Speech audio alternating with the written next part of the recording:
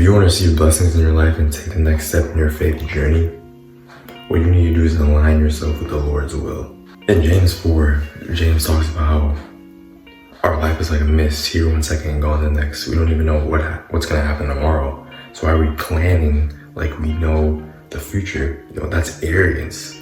If you are saying, in my own will, in my own power, in my own might, I'm going to plan, I'm going to do this, I'm going to get this result, that is arrogance. Because you're saying you're your own God, you make your own decisions, you can use your own might, will, and power to go get a result.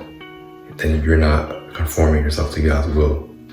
So in life, why are we making these big plans? Why are we making these big decisions, these life-changing decisions without enlisting God, without going to the one person that knows the future, the one person that knows what will happen tomorrow?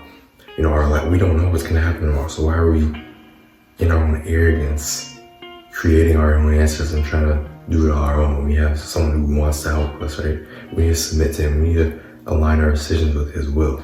So in verse 15, James says, instead you ought to say, if it's the Lord's will, we'll do this or do that. The solution is not to stop planning.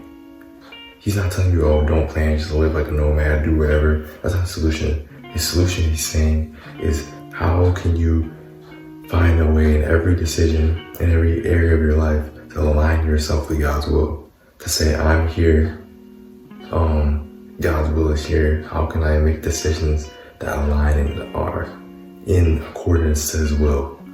Now, a lot of people have a misunderstanding about this. They think the Lord's will is the word. He's not a genie. He's not a star sign. He's not a wishing well. He's not something you just throw pennies in and get a response. That's not how it works. In terms of the Lord's will is not, he has a plan for your life and you do this, that, and that. And if you walk through this door instead of this door, then you're in the Lord's will. You choose the red car instead of the blue car, you're in the Lord's will. No, that's not how it works. That is us. That's that's a pagan idea that we have in our heads, that's the Lord's will. That's not the Lord's will. That's you looking for a genie, that's you looking for a wishing, that's you looking for a future seeker, that's you looking for something that's gonna tell you the future, because that's your arrogance, that's you wanting control. Again, we don't have control. Only the Lord knows what's gonna happen. So in us looking for something that's gonna tell us exactly what's gonna happen, that's you falling to the trap of the secularness of this world, right? Don't fall into the trap of trying to find a genie, trying to find something that's gonna tell you what's gonna happen tomorrow. We don't know what's gonna happen tomorrow. Your life's a mist.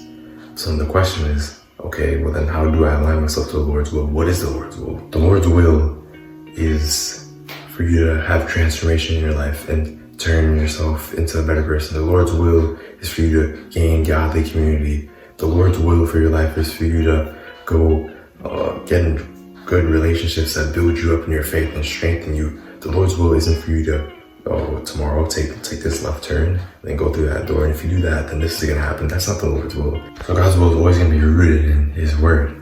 It's transformation. It's you transforming, becoming a better Christian, leading more people to Jesus. It's growing community, and it's going on a mission. It's going on mission trips, going to church, going and serving.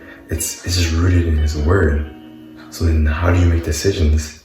So when it's time to make a decision, what you're supposed to do when we're trying to align to God's will is say, okay, I have a decision to make. How does this decision lead me to transformation? How does this decision lead me to grow and gain godly community? How does this decision lead me to go on mission and lead other people to Jesus? And if that decision, you have two choices. Whatever choice more aligns with his word, whatever choice more aligns with what God's will of you changing and becoming and maturing in your growth as a Christian, that's his will for you in life. That's the decision you should be taking.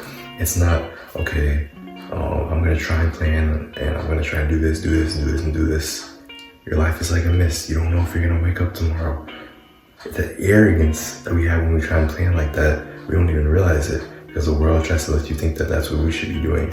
No, we need to realize, pick up your own cross and follow him. Mark 8:34. You have to realize that you can't do it alone. You need him. So in terms of aligning to his will, you have to say, okay, I'm gonna turn my face towards Christ. I'm gonna say, I can't do it alone and I need you. So when I'm making a decision, I'm gonna try and align myself to his will and align myself to the plan he has for me.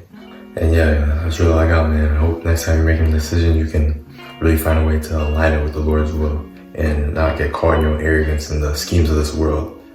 And yeah, so may the grace and peace of Jesus be with you.